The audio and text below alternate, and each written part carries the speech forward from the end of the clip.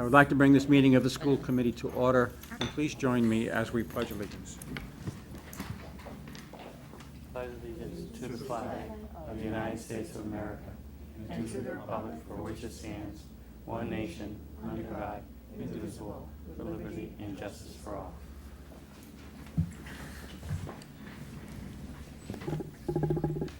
Well, we try to keep our agendas light during the summer, and I hope we'll get out of here and the sun will still be out. We're working on that. Is there anybody attending tonight's meeting who would like to address the committee who isn't already on the agenda? And I don't see any hands, so we're going to move from that item to the next one. We usually have student reps at this point, but we won't have them again until September, so that's not even on the agenda. And now it's old business. Committee members, with references to old business. Questions, comments, anything to bring up under old business? Okay, I'm seeing no hands. Is there anything to bring up under new business from committee members? All right, keeping with the times, let's move along. We'll do the superintendent's report. Dr. Maestas is out of the state, so Dr. Campbell is Thank you. Thank you, Dr. Sorensen. We're going on 2 weeks now that school has been out for the summer. Many of our summer programs are now up and running. Camp Invention started today, as well as one of our theater camps. Our planetarium is very busy. We have some programming that will be going on all summer long. Habitat Earth, astronomy, Big Bird's Adventure for some of the younger kids. And actually, it's which I found quite interesting is Mrs. Reardon was able to get our Plymouth Planetarium, the Blake Planetarium, recognized on TripAdvisor. So if people go destination Plymouth, TripAdvisor, and they'll see the Blake Planetarium on there. It's actually ranked 44 out of 75 destinations, so keeps going up. So I thought that was pretty interesting, yeah. We had an alternative high school community meeting. We had two of them actually last week or a week and a half ago, the 26th and the 27th. The evening one was very well attended, the morning one less so. However, it was a great opportunity for central office, Dr. Sorensen, and many of the school committee members to listen to some of the school committee members regarding the concerns with Oak Street, moving our program there. We had a great conversation, very open and honest conversations about the program, our needs, what we're looking to do by proposing the program go there, and also to listen to the community about the issues, specifically around safety, security, traffic, parking. So Dr. Maestas was away for that, but we had an opportunity to connect last week, and we'll continue those conversations. We're currently in discussions to find solutions to those concerns, and we'll have follow-up meetings with the community, and we will be talking about it, I believe, here on August 6th, officially at school committee. So more to come on that, but I think that it was a good start to the discussions with the community, and we're looking at those issues that were brought up to find solutions that would really be amenable. And the last thing that I have to discuss, which you're all aware of, and letters were sent both to Federal Furnace community as well as to the Indian Brook community. We went through an extensive search recently for the Federal Furnace principal position. As you know, Ms. Kamara has moved on. We went through an extensive search through Patty's office, which was very, very well done. We had a very successful candidate in mind that was identified and accepted, only to decline the position a couple of days later. So unfortunately, we're back at square one with that. But we do have a solution, an interim solution for the moment. So Principal Harold from Indian Brook will serve as the acting principal of Federal Furnace on an interim basis, and we will begin that search again in the fall to do it again, do it thoroughly, do it right for the community. Mr. Harold will support Federal Furnace through this transition as we look to hire a new leader for Federal Furnace, and a new principal search will begin, as I said, this fall. Miss Manfredi, who has been the assistant principal at Indian Brook for many years, quite competent, will serve as interim principal for Indian Brook, and we'll be looking to get an interim assistant principal there as well. And again, those messages and that has been communicated both to the parents and to the faculty of both schools, and so we'll be underway with that search process again, as I said, in the fall. And that's all I have for this evening. Any questions of Dr. Campbell regarding his report? Okay. I want to ask you, and maybe through Ms. Fry, the posting for an interim principal, does that relate to this issue? Or is The that interim separate? vice principal? Yes, so that is for Indian Brook for the year, because Ms. Manfredi will move up to principal as acting principal for the year. So that's what the posting was Yes, today? there was Mr. Sylvester, who was the vice principal at Federal Furnace, left the district as well, and that posting closed a while ago for that's a full-time position, so we will be hiring. Mr. Harold and I are meeting with the faculty of FedFern tomorrow. We're going to involve the staff in that as well, and that will be a full-time, not interim vice principal position. So that was posted a couple weeks ago. Okay. Prior to when we did the appointment of the new principal. Okay. That All makes right. sense. Lots of Thank you. words, so. Okay. I want to also come back to the Oak Street proposal for the committee members. Ms. Bird and Ms. Burgess, Mrs. Badger, and myself were at the meetings. I attended both of them. You folks did a really good job of presenting Yes. two issues that I would like to see us follow up on. In fact, I shared an email today with a member of the Board of Selectmen. I think it's important that a member of this committee or some way we communicate with the Board of Selectmen what our plans are for Oak Street. The presentation that Director Abitabale did is a really excellent presentation. I feel the Board of Selectmen, Ms. Badger and Ms. Burgess, you heard that presentation, is a good presentation for the board to hear, because they're going to be getting questions from the community as well. So I'm getting nods around the table that the committee feels that we ought to somehow communicate with them. Either we'll go to their meeting or they'll come to, but we need that presentation at the board, I believe, at the Board of Selectmen's meeting. All right. This is in keeping with our attempt to improve communications between the two boards. Yes. Yep. So I did leave that with Dr. Maestas, and he did reach out to the town manager. I don't know the answer to that inquiry. Right, and I don't have an update on that, Dr. Sorensen, but we certainly will follow up on that and agree. Mr. Avitabile is away this week, but he'll be back within a week's time, so we can arrange that for sure. Okay, Ms. Burgess. I was noticing that was a good presentation that he did at the meeting. But when it came out in the Old Colony, the one that Gary wrote, Gary was talking about it the other way, but it was only for credits. And he was talking about moving it on and not just doing credits. So I think that we have to decide what it's going to be, because to the public, it looks like we can't just choose what we want to do. Sure, the alternative program has been really a credit recovery model, as Mr. Avitabile said. That's what he's had. But he Yes, said that's that he was been the moving it model. forward to something different than that. Correct. Okay, but Gary didn't put that in his. Okay, we'll make sure that's crystal in his- clear. Yeah, Yes.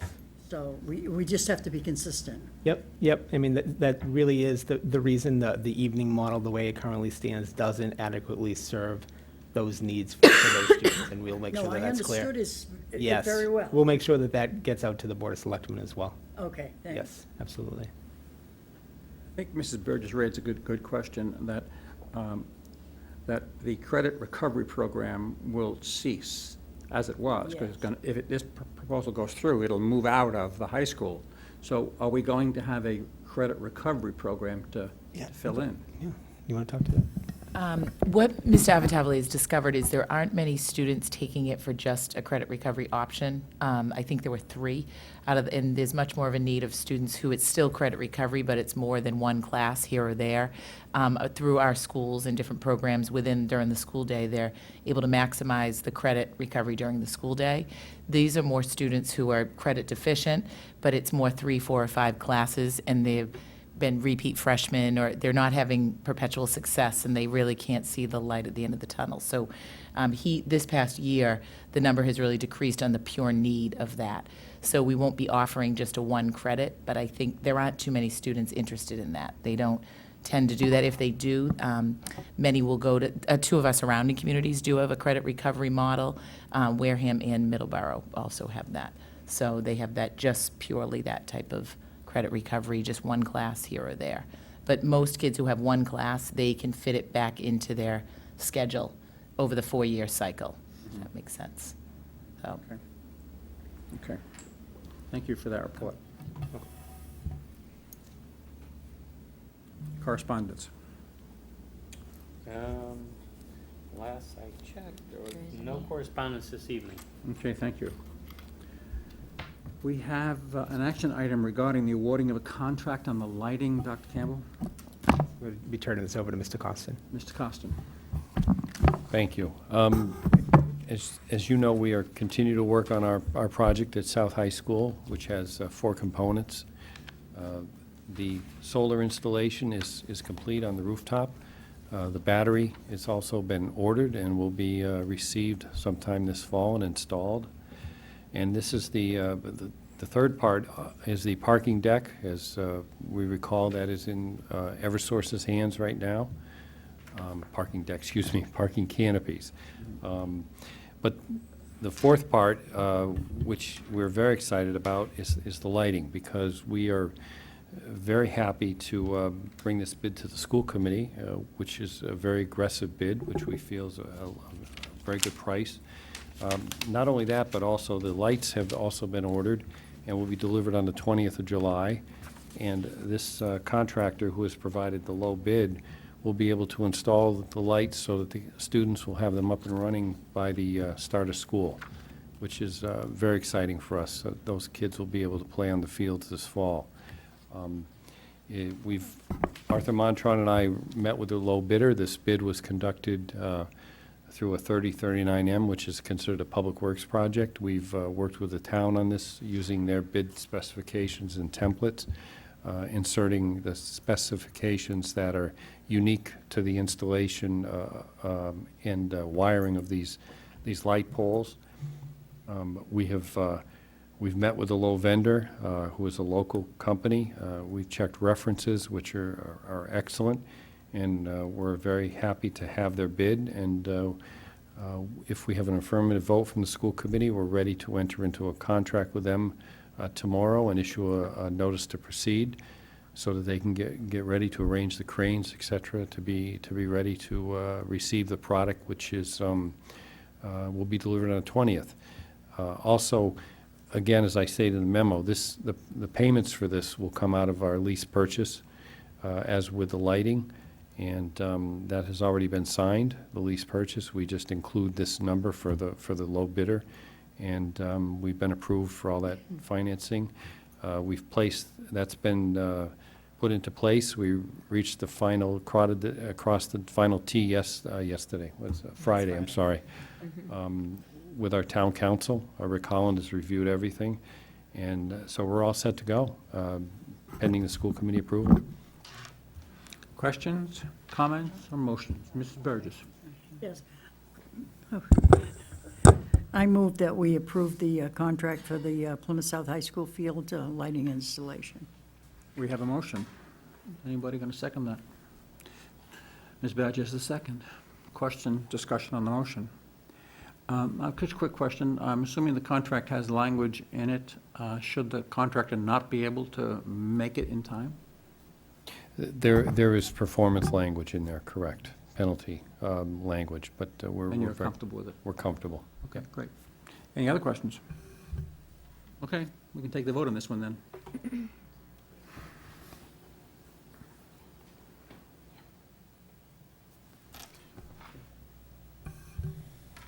So, it's not up. So we need an oral vote? Yeah. Okay. So all those in favor? That's unanimous. Thank you, Mr. Costa. Thank you. Student Activity Fund, Mr. Costa. Thank you. As the school committee is aware, we have a policy where we routinely audit student activity funds. High school and middle school are every 3 years. Elementary schools are every 5 years, strictly because of the volume. Elementary schools tend to have a very small volume of activity. This year, we audited Cold Spring, Hedge, and South Elementary. There were some minor findings for one of the schools, and it's primarily due to numbering receipts. Essentially, I'll kind of maybe surmise it for you. When they talk about pre-numbered receipts, it's tracking receipts, documentation. Essentially, when kids go for field trips, the teachers were not writing down where the money came from, because there's cash that comes in, or checks. And you want to be able to note the students that have paid and not paid for the field trips. And our recommendation is usually to provide a class list and just put a note, who's paid, who's not paid, write the check number. It's nothing nothing extensive, but it is just something that we remind teachers to do when you're dealing with cash or checks. And the other one is simply to do with turning in money within 24 hours. So if a staff member collects money, they're not receiving it within 24 hours in a few cases. So I don't want to say they're minor because they are findings, but yet there are things I think we can quickly correct and really already have been addressed by the principal. So we're happy that no other items were found in the other two schools were with no findings. Okay. Questions? I have one for you. 24 hours. Well, a lot of events occur on Friday night. Money is collected for a Friday night Correct. school-sponsored event. And if it says 24 hours, who takes that money on Saturday? That's something that we struggle with. If there's a Friday night event, we hope that they turn that in. There's someone there at the school to turn that into, but in a lot of cases, there's not. I know we've made provisions for athletics and the secondary schools, but at the elementary school, that can be an issue. But in this particular case, these two cases, it wasn't a Friday night. It was a matter of during the week, and they just were not turned in within the 24 hours. In some cases, we do look at a lockbox or something where we can put the funds into, but it's something we'll probably need to explore a little bit in elementary schools if we have occurrences where it's a Friday night or before a holiday or on a weekend. I know for a fact that it has happened that staff have brought money home and then returned it on Monday morning. Correct. So if there's some sort of a locking system here, we can give it to a building administrator, and money doesn't have to go to somebody's private property. Correct. Ms. Badger? I don't know what the faculty have to fill out for their forms when they have an event, but is there something where you can have, like, maybe put on it, like, who's responsible for the money at the end of the night, so you have that kind of in place before the event even happens? We have actually a student activities manual that actually has been used by our accounting firm for other schools. Yeah. And so we feel that's been examined to a great degree, and there are forms in there, so it requires double counting. That's right. And that's the important part. And then I think that the custody issue is what you're probably referring to. Yeah. That someone takes that money. It needs to be the student activities treasurer, and in a lot of cases, if there is an activity, they're able to turn that right into the student activities treasurer, especially elementary schools, because they're not night activities usually for fundraising. Yeah. It's mostly field trips. Yeah. And So, Chris, Dr. Campbell, I think we need a procedure whereby staff knows that at the end of the event on a Friday night, that all the buildings have the same procedure. This money has to go somewhere, and that has to be I think instituted. maybe the proper place would be to put it in our manual, Right. as Yeah, I opposed to a agree. procedure, as a policy. And we'll It'd be part of the administrative we'll just manual. double check that and make sure the language is strong enough there and that there's enough guidance for those staff members so they're not trying to figure out what to do with it. Okay, thank you.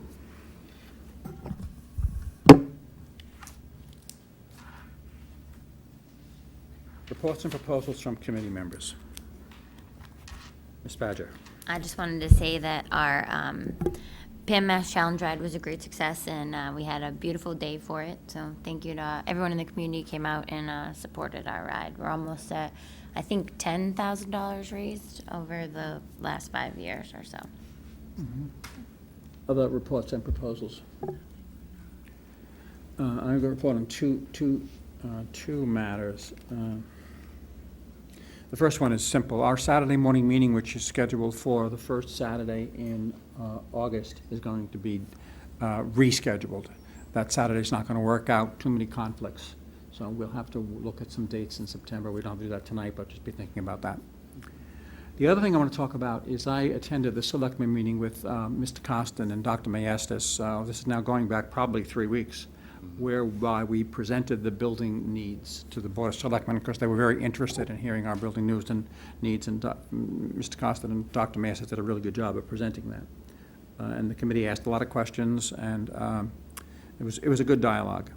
That was also the same meeting that we asked the Board of Selectmen to vote on the foundation budget Review Commission from the Mass Association of School Committees, in which they also voted unanimously on that one. So that went well. I bring it up because, as some of you may know, that since that meeting, there's been a lot of misinformation that's been going around about the vote of the Board of Selectmen. The foundation budget, and I asked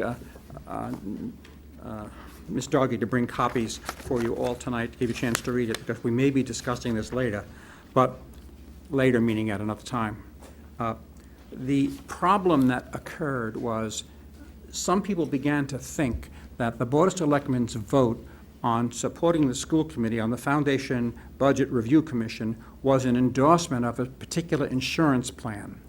And there is reference to a particular insurance plan in here, but it's listed only as a matter of comparison. It's not an endorsement, and I read the language very carefully. I read it several times. It's crystal clear in this Foundation Budget Review that this is not an endorsement of an insurance plan. So I just wanted the committee to be aware of that, because this misinformation is still floating around out there.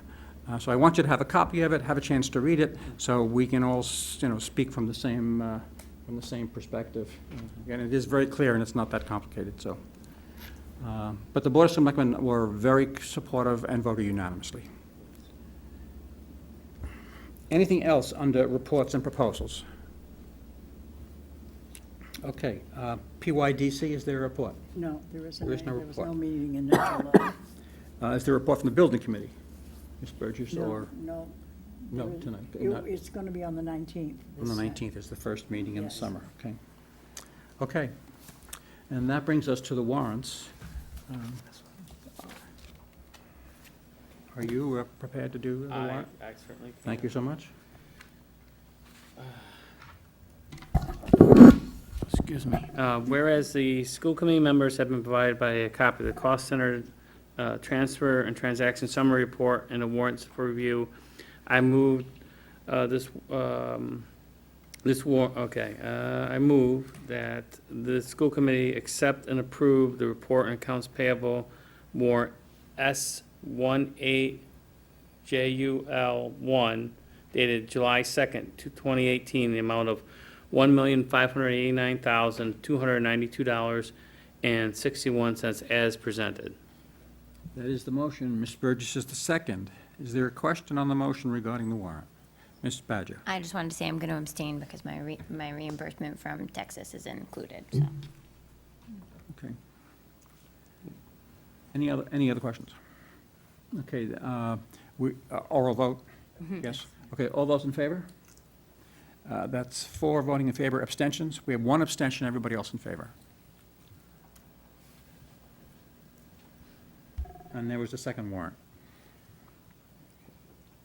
All right. Whereas the school committee members have been provided by a copy of the cost center transfer and transaction summary report and the warrants review, I move that the Plymouth School Committee accept and approve the reports and accounts payable warrant number S071218 dated July 12th, 2018, the amount of $149,646.95 as presented. The second? Mr. Selly is the second. Is there a question on this motion? Okay, then all those in favor, please. That is a unanimous vote. Is there any other business to come before the school committee this evening? That was fast. I'm seeing no other hands. We stand adjourned. Thank you very much.